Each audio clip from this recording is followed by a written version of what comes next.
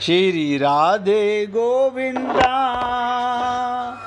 मन भजले हरि का प्यारा नाम है।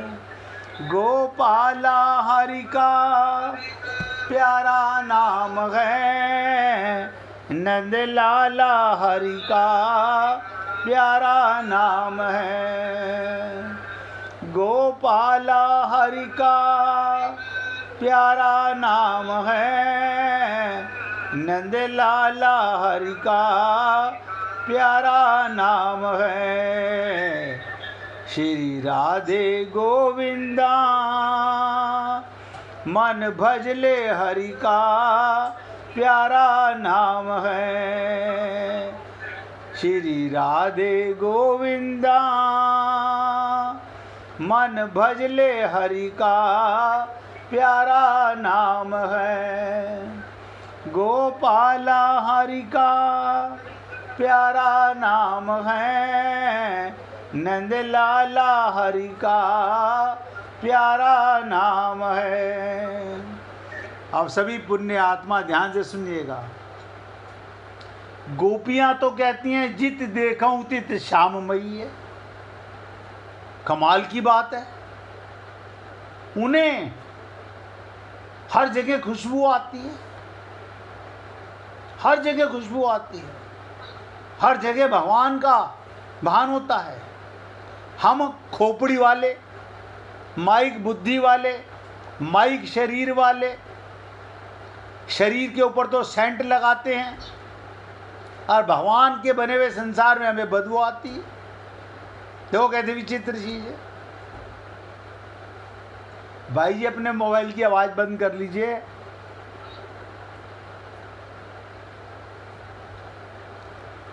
हमने कहा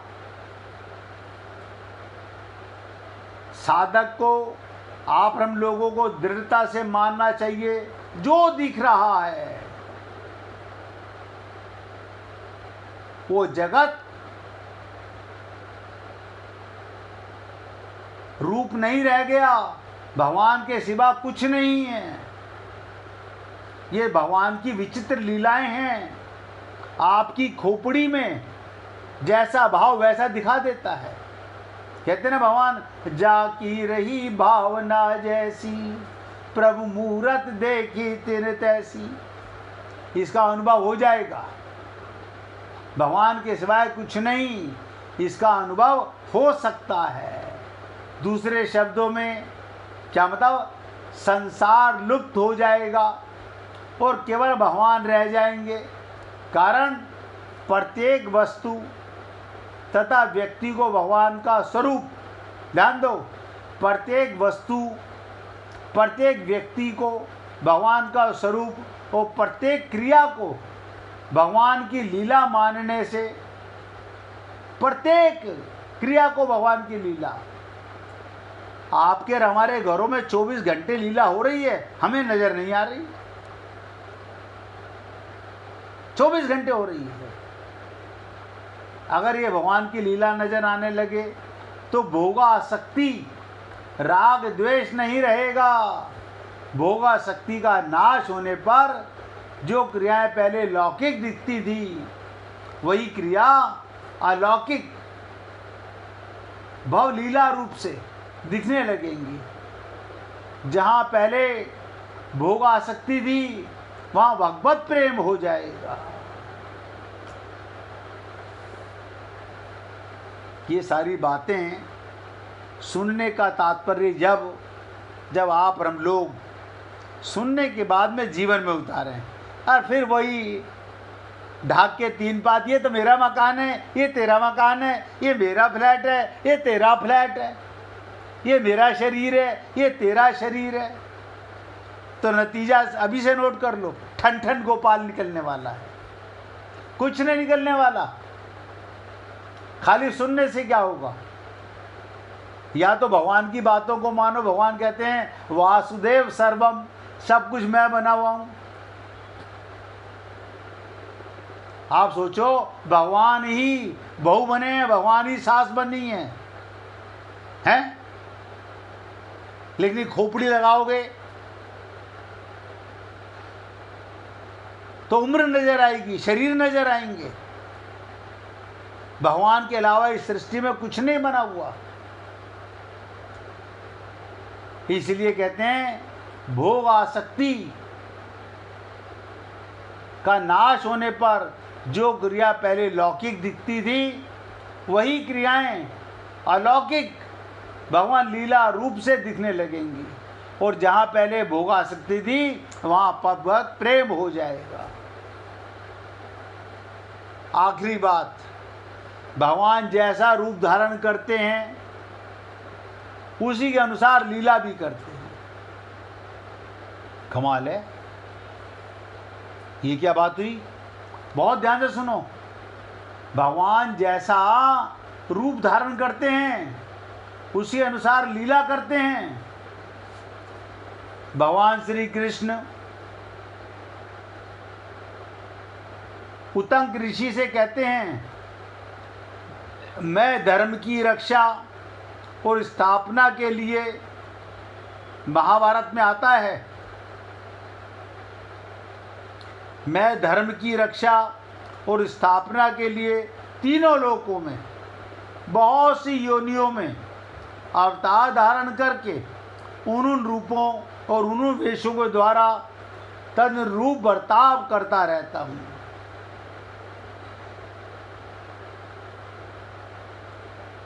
और क्या कहते हैं?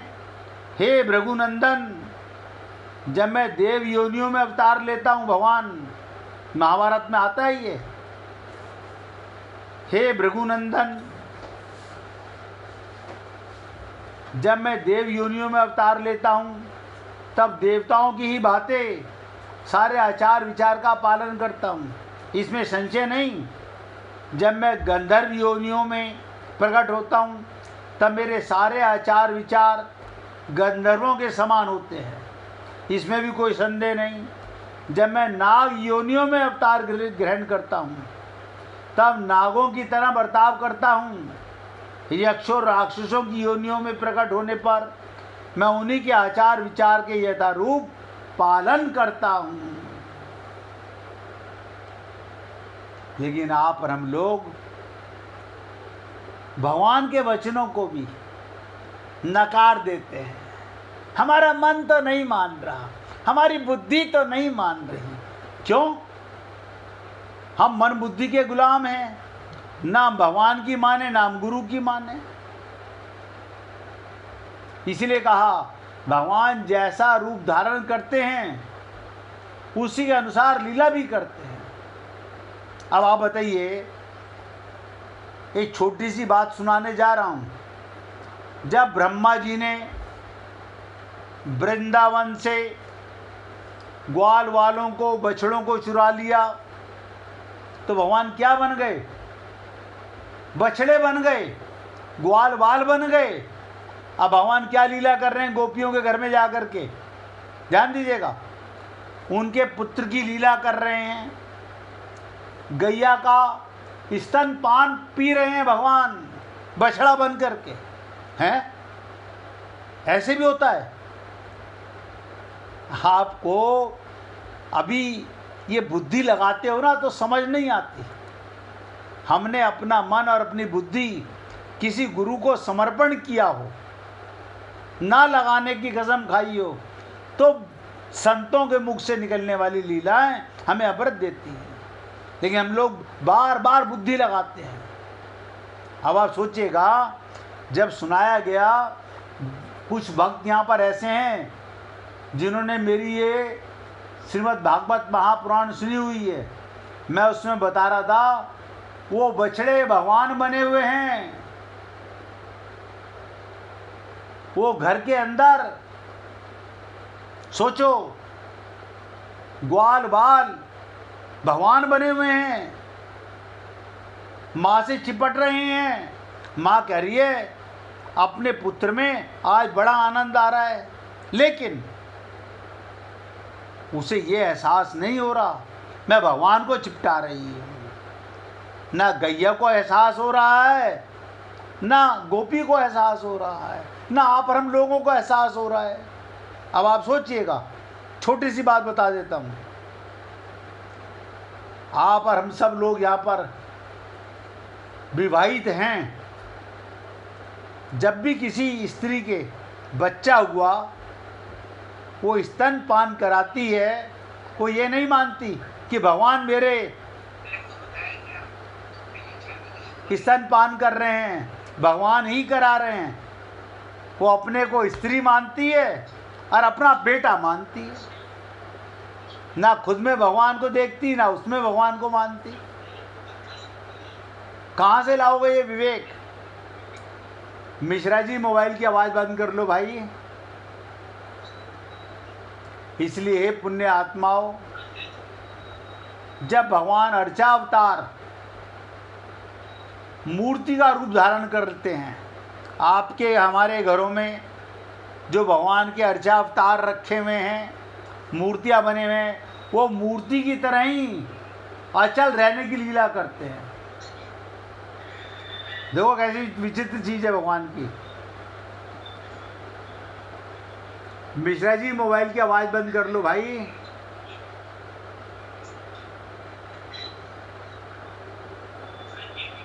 इसलिए मैं आपसे निवेदन कर रहा हूं,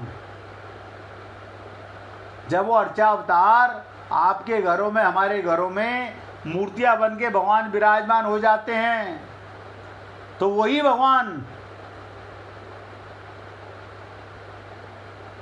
मूर्ति की तरह ही अचल रहने की लीला करते हैं। वो अचल नहीं रहेंगे तो अर्चा अवतार कैसे रहेगा?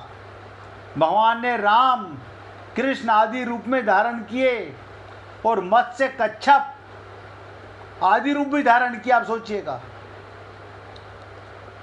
यानी भगवान ने कृष्ण अवतार नहीं, राम अवतार नहीं, मत्स्य अवतार, कच्छप अवतार, नरसिंह अवतार, उन्होंने जैसा रूप धारण किया वैसी लीला की।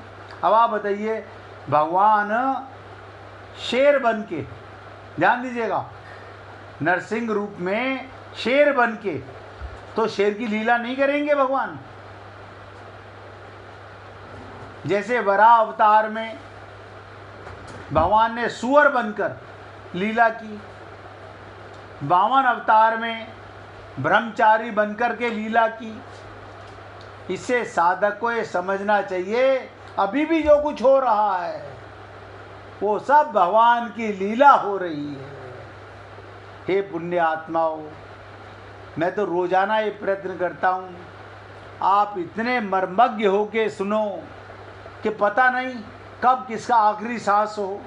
यहीं से भगवत प्राप्ति हो गई कि जो कुछ संसार में दिख रहा है ये भगवान की लीला है।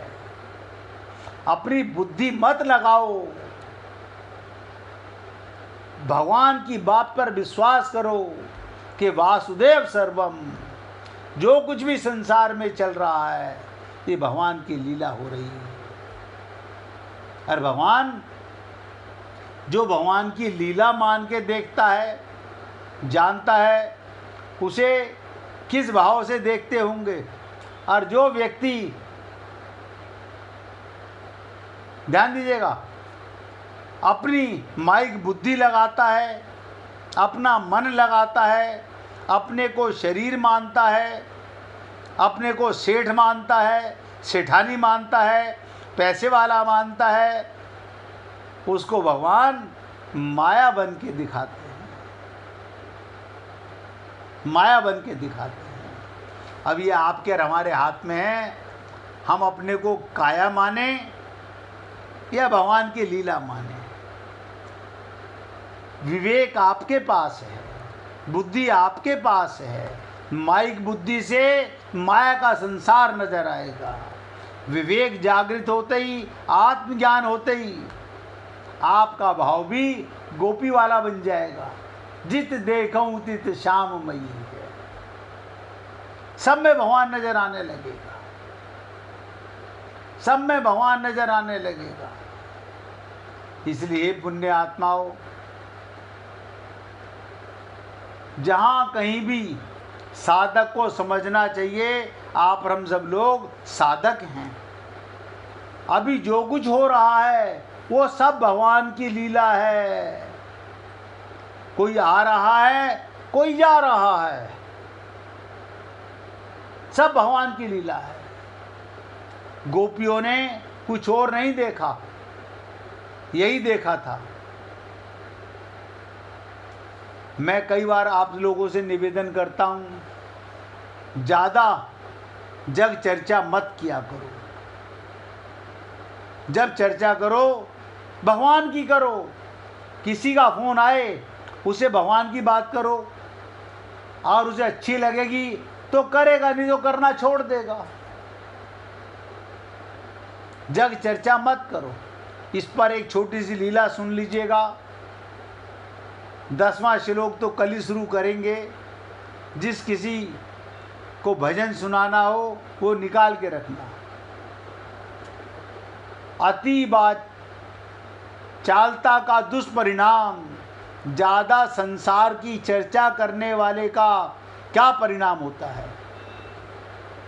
एक राजा बहुत अधिक बोलता था। उसका मंत्री विद्वान और हित चिंतन था, उसका भला चाहता था।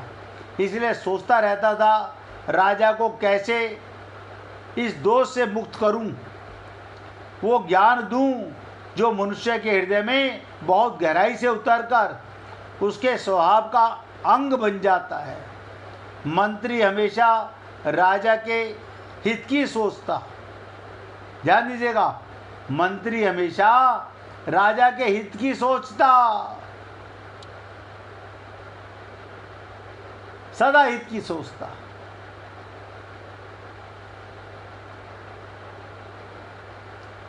और उचित अवसर की तलाश में कि राजा को अपने इस दोष का आभास हो और उसके द्वारा होने वाली हानि को समझकर उसमें से निकला जा सके। मैं भी आप सब पुण्य आत्माओं का ध्यान खींचना चाहता हूँ जो 24 घंटे मोबाइल के ऊपर लगे रहते हैं।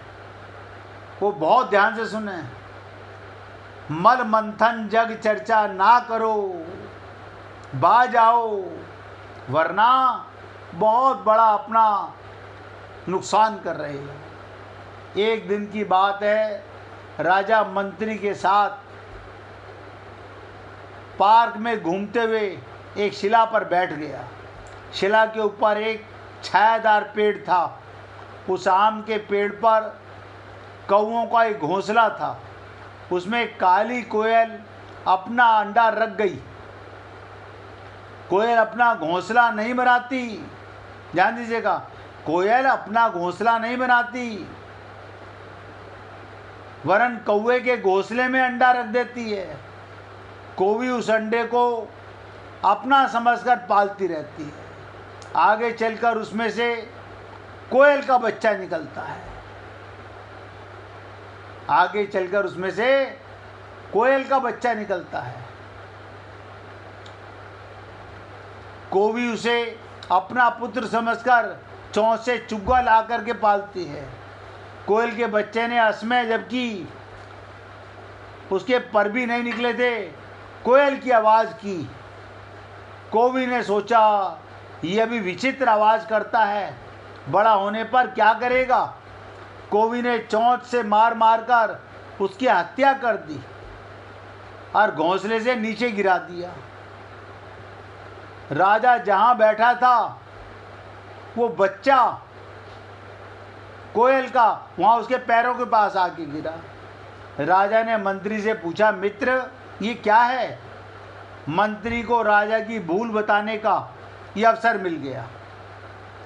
मंत्री बहुत दिन से सोच रहा था कैसे इसकी भूल बताऊं। इसी अवसर का फायदा उठाकर मंत्री ने कहा, महाराज बहुत संसार की बातें करने वाले सारा दिन फोन पे गटर गटर करते रहते हैं, यही गति होती है। पूछने पर मंत्री ने पूरी बात राजा को समझाकर बताई कि कैसे ये बच्चा असमय आवाज़ करने से नीचे गिरा और मृत्यु को प्राप्त हुआ। यदि वो चुप रहता तो यथा समय घोंसले से उड़ जाता। इतना कहकर मंत्री ने राजा को मौका देकर उसकी बहुत ज़्यादा बातें करने के लिए प्रत्यक्ष उदाहरण बताकर नीति बताई। चाहे मनुष्य हो चाहे पशु पक्षी हो, असमय अधिक बोलना, इसी तरह दुख भोगते हैं। उसने वाणी के अन्य दोष दुष्परिणाम राजा को बताए। दुर्भाषित वाणी हलाल विष के समान ऐसा नाश करती है, जैसा तेज किया हुआ शस्त्र भी नहीं कर सकता। इसलिए बुद्धिमान व्यक्ति को चाहिए कि वाणी की समय असमय रक्षा करे, कम बोले, अपने समक्ष व्यक्तियों से कभी अधिक बातचीत ना करे। जो बुद्धिमान समय पर विचार पूर्वक थोड़ा बोलता है, वो सबको अपने वश में कर लेता है। बुद्धिमान और प्रज्ञावान मंत्री की बात सुनकर राजा को अपना दोष नजर आया और सुखपूर्वक राज्य करने लगा। उसे प्रसन्न होकर मंत्री को मान और वैभव से कृतार्थ किया। हे पुण्य आत्माओं, मैं तो आप में ये नहीं कह रहा, आप बोलते हो। अगर कोई संसार से गटर गटर गटर करते रहते हो तो हाथ जोड़ के निवेदन करूँगा, जो कर चुके वो तो कर चुके, अब कम से कम विराम लगाइए। बिना आवश्यकता के जग चर्चा मत करो। इसी को कहते हैं मल मंथन करना। आज मैं अपने शब्दों को विराम दे रहा हूँ। कल आपके साथ गीता के 4थे अध्याय के 10वें श्लोक पर चर्चा करेंगे। अब कौन भक्त सुनाना चाह रहा है? सुनाओ प्रभु। राधे राधे भैया। ये चमक ये दमक, ये चमक ये दमक, फूल वन में महक। ये चमक ये दमक, फूल वन में महक। सब कुछ भगवान तुम्हीं से है, सब कुछ भगवान तुम्हीं से है। मेरे सुख दुख की रखते हो खबर, मेरे सुख दुख की रखते हो खबर। मेरे सर पे साया तुम्हारा है, इठलाती पवन सूरज की किरण। बगियन में बाहर तुम्हीं से है, इठलाती पवन सूरज की किरण। बगियन में बाहर तुम्हीं से है। ये चमक ये दमक, पुलवन में महक। सब कुछ भगवान तुम्हीं से है। मेरे सुख दुख की रखते हो खबर, मेरे सर पे साया तुम्हारा है। मेरी कश्ती के खेवन हारा, मेरा बेड़ा पार तुम्हीं से है, मेरा बेड़ा पार तुम्हीं से है। ये चमक ये दमक, पुलवन में महक। सब कुछ भगवान तुम्हीं से है। मैं तो भूल गई कुछ भी कहना, तेरी प्रीत में रोत है नैना। मैं तो भूल गई कुछ भी कहना, तेरी प्रीत में रोत है नैना। तेरी प्रीत में रोत है नैना। रग रग में बसी है प्रीत तेरी, अखियों में खुमार तुम्हीं से है, अखियों में खुमार तुम्हीं से है। ये चमक ये दमक, पुलवन में महक। सब कुछ सरकार तुम्हीं से है। जितना है दिया दाता तूने, उतनी मेरी औकात नहीं, उतनी मेरी औकात नहीं। ये कृपा है मेरे राघव की, ये भक्ति भाव तुम्हीं से है, ये भक्ति भाव तुम्हीं से है। ये चमक ये दमक फूलवन में महक, सब कुछ भगवान तुम्हीं से है। जा तू भी वहीं जा जिस दर पर, जहाँ सबकी बिगड़ी बनती है। जा तू भी वहीं जा जिस दर पर, जहाँ सबकी बिगड़ी बनती है, जहाँ सबकी बिगड़ी बनती है।